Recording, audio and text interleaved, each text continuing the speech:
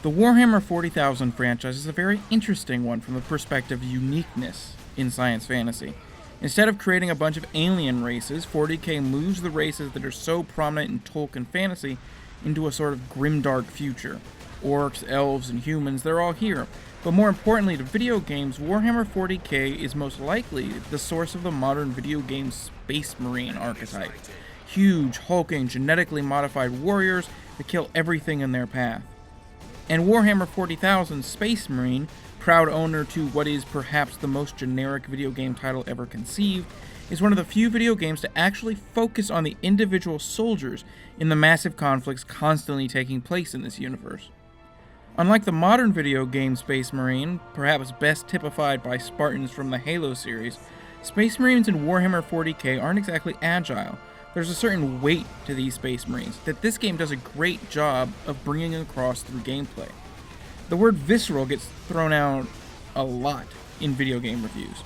And this game's melee kills certainly fit the bill for that kind of vocabulary, but your character and every action he takes in Space Marine feels heavy.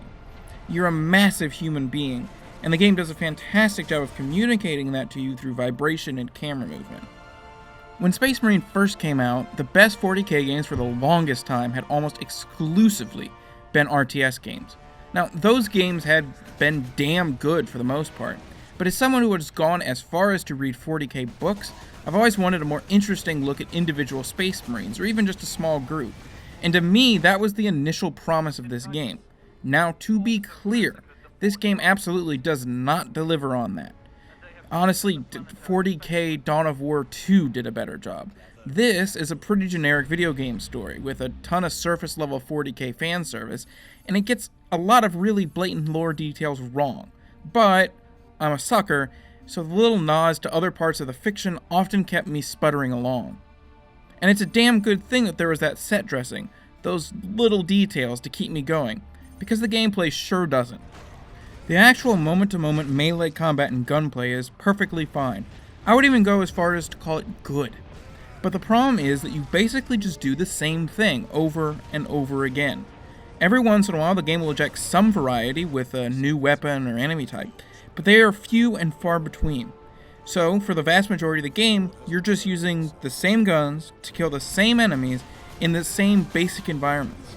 If you like 40k, and you can either deal with some lore discrepancies, or don't know enough about the franchise's backstory to notice them because you've really just played the video games, Space Marine is a fun third-person shooter with a very serious variety problem. But given how the franchise has been used as of late in the video game space, I think Space Marine is an excellent example of how it can be done, if not great, how it can be done well enough.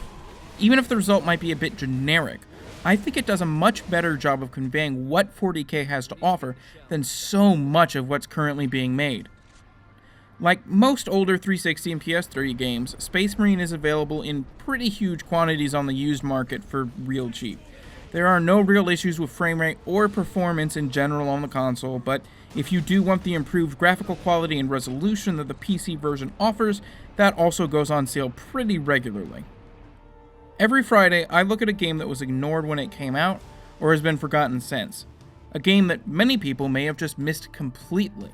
If you like that idea, be sure to subscribe so you can see my latest videos every week. If you like this video in particular, be sure to hit that like button, and thanks for watching.